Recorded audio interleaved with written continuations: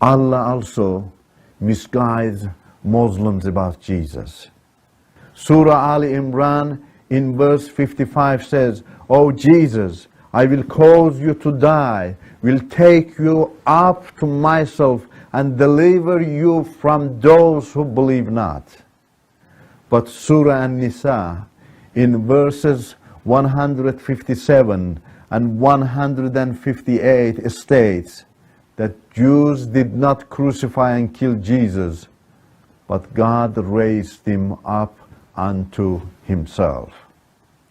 Also Surah Al-Ma'idah in verse 117 says that Jesus said to God, "I was a witness to Jews' actions while I stayed among them, but since you surrendered me to death, you have yourself washed them."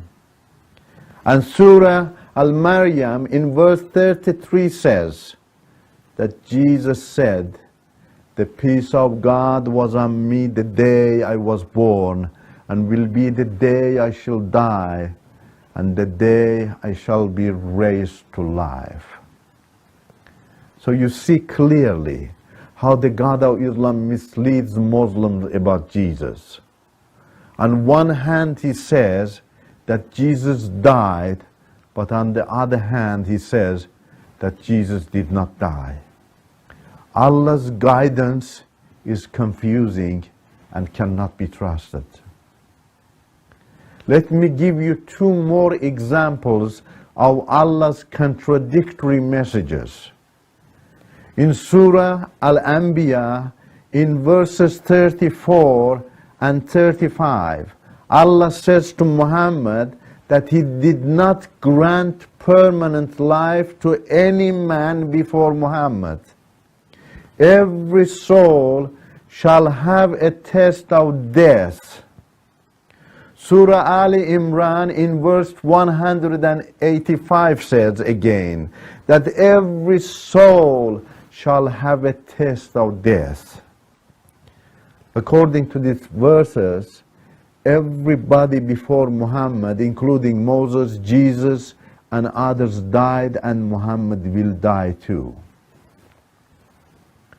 Does the God of Islam know what he is doing? He confirms in Surahs Ali Imran, Al-Ma'idah, Al-Maryam, Al-Anbiya that Jesus died and everybody must die. But in Surah An-Nisa, he rejects the death of Jesus. This means that the God of Islam is not really sure what he wants to say and what happened to Jesus. What confusion. Can the true God get confused? Absolutely not. Also, the God of Islam says that Muhammad died, but Jesus is alive and in heaven. Jesus is alive and Muhammad is dead.